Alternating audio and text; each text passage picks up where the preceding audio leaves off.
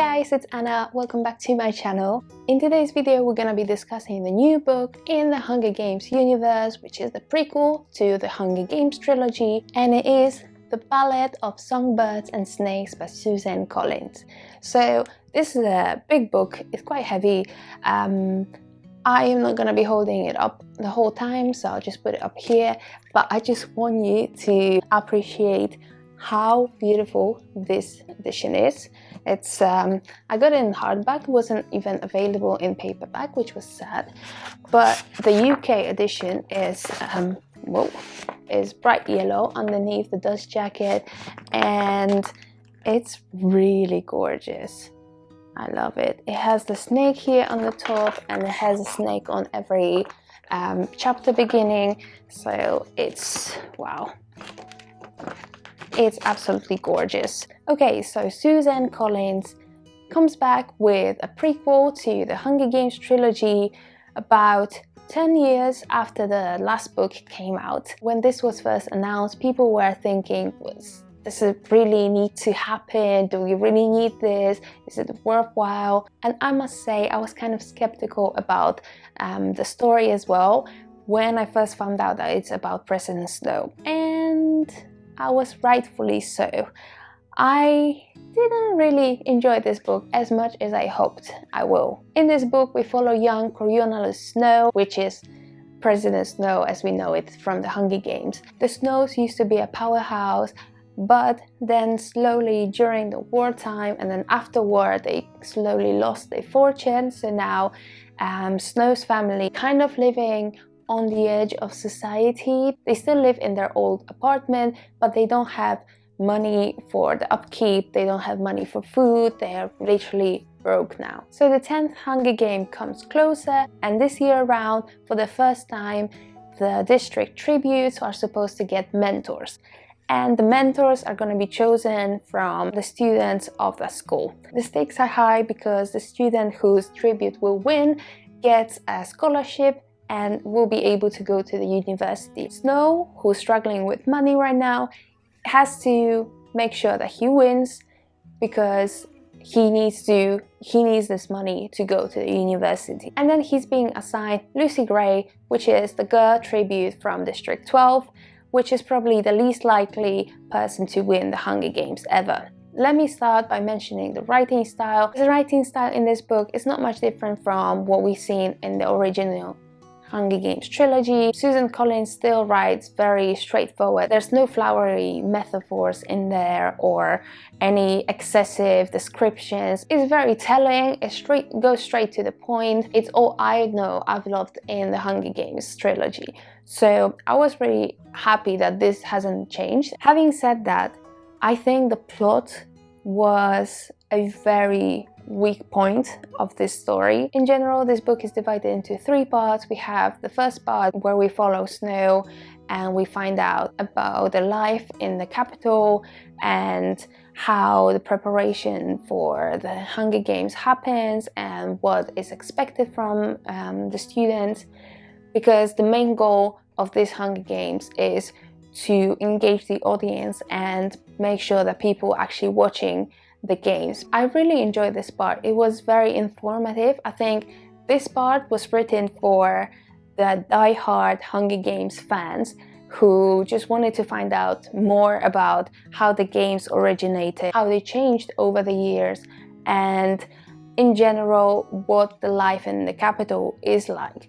So I really enjoyed that part. I think it was really interesting to see how different the games are and how much they've evolved. Then we get the second part, which is the actual Hunger Games, and I think that was very, very disappointing for me.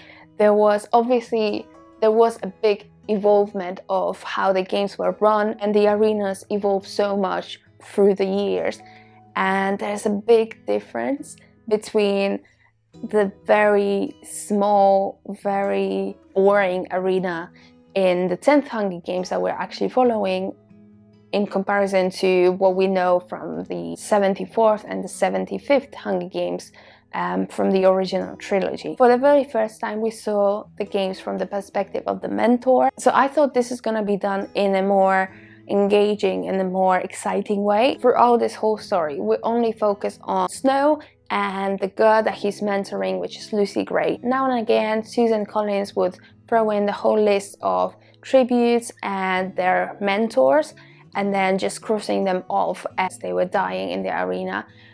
I couldn't care less for anyone in that arena. We didn't get to know the tributes at all. We only were focused throughout the whole time on that one specific tribute from District 12. You kind of don't really care about these Hunger Games. It doesn't have as big impact as it would normally, as it did in the original trilogy. These Hunger Games didn't do anything for me. And then there's the last part, which is what happens after the games.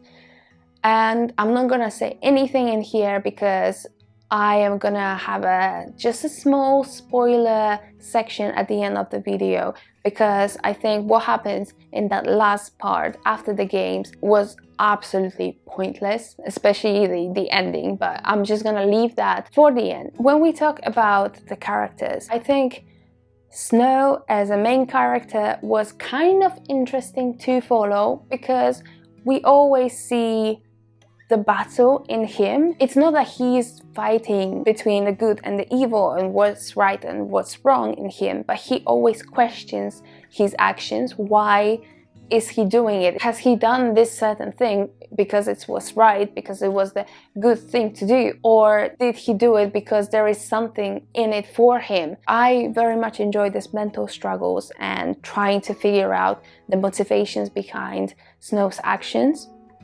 So I think that part was really interesting, but we got so much of it. All the lights were flashed on the morality, and it was so in your face. In the original trilogy, there are so many difficult aspects of life and of war and of trauma and of all of these things. They're all discussed in great detail, but they're not really, nothing is really said to you straight away. You have to kind of read between the lines and think for yourself. Whereas in here, I think that the fact that his morality was kind of all over the place was really spotlighted, and it felt like Susan Collins was telling the reader, this is the right way. Here you have it, that's the only answer to it. You don't really have to think about it anymore, because I just served it to you on a silver platter. So in this sense, it felt a little bit disappointing, because it felt like the reader didn't have much to think about. And then on the other hand, we have Lucy Gray, who obviously she has a lot of issues for herself, being raised in District 12, but she is super quirky, she's super positive. She has this one thing that really defines her character, and she loves to sing, she loves music, she loves to play the guitar, and this is basically what defines that character. There was not much else to it, and it felt like, I wouldn't say that she was a copy of Katniss, but the way that her arc evolves and the way that the Capitol and the media portrays her is very similar to Katniss. I'm gonna address that in a little bit more detail in the spoiler section, so again, just wait for it. And then we have the romance. I really didn't like it. What a shocker. I felt that it was so fast that it didn't feel right at all. It didn't feel like it made any sort of sense at all. To me, it kind of overtook the story for a good bit of the book just to make a point in the end, which doesn't really make any sense to me. In general, what I wanted to say about the book is that I enjoyed the writing style. It is pretty much what we got in the original Hunger Games. I also very much like to learn about how the Hunger Games started and how they evolved, and that was really interesting for me. And I also enjoyed the discussion of morality, but only at the beginning, because the more we got into the story, the more the author told us what we should think, and I don't really like when books do it. I would still very much like for myself to get to that conclusion rather than the author stating it and restating it throughout the book. And then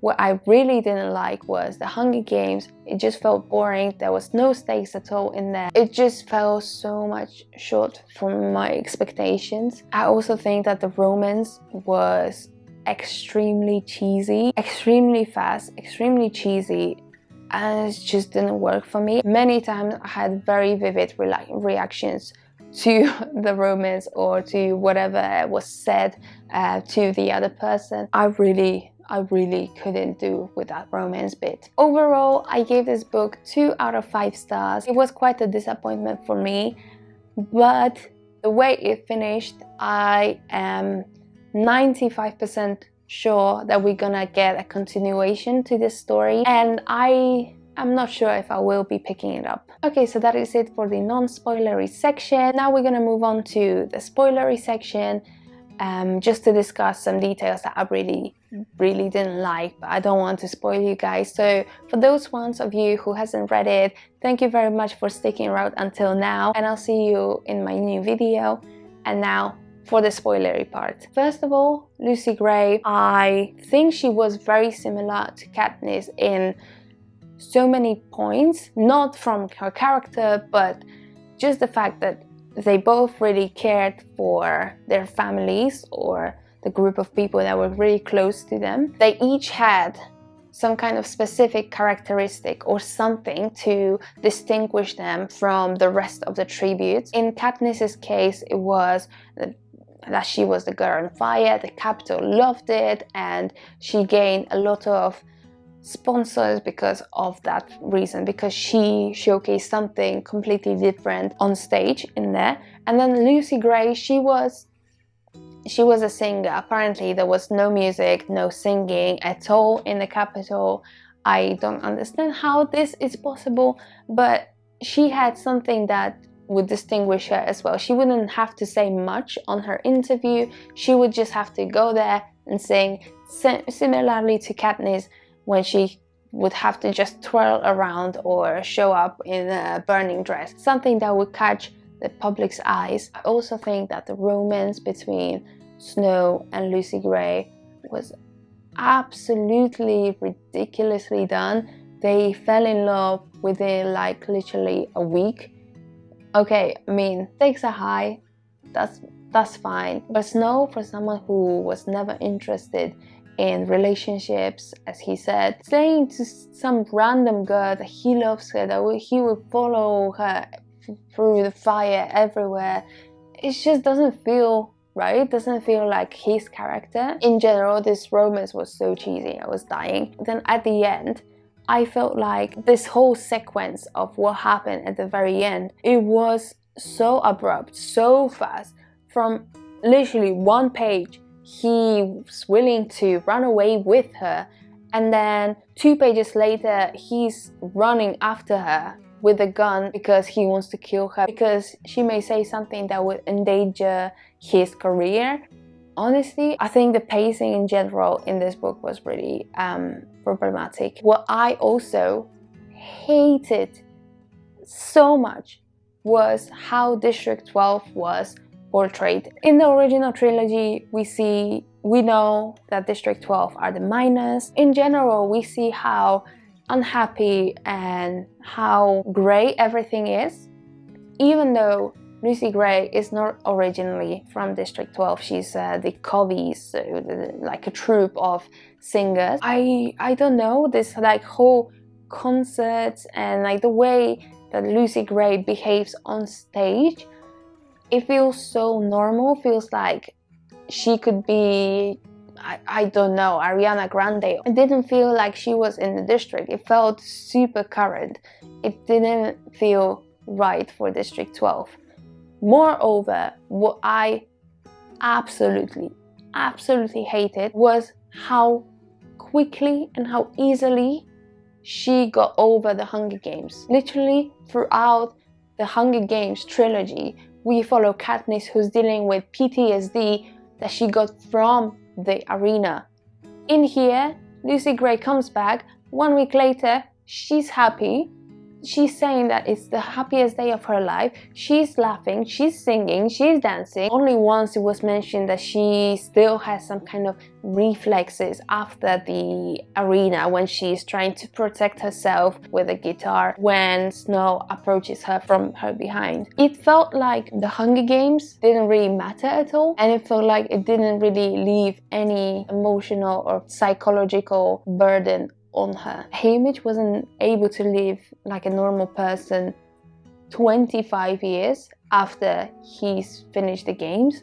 That Katniss had every single night, she had nightmares that Peeta was completely wrecked after their games. And here we have Lucy Gray, who 1 week ago was killing people with snakes or with rat poison, and here we are. She is the happiest person in the capital. She's singing, I don't know. So yeah, I don't know, that just really destroyed that book for me. Okay guys, so this is it for my very incoherent and very messy review of the Ballad of Songbirds and Snakes. I hope you guys enjoyed it. I would very much like to know what were your thoughts about this book, or if you haven't picked it up yet, are you planning to pick it up? And if you did enjoy this video, please don't forget to give it a thumbs up and subscribe to my channel for some more bookish content. Thank you very much for watching again, and I'll see you again with another video soon.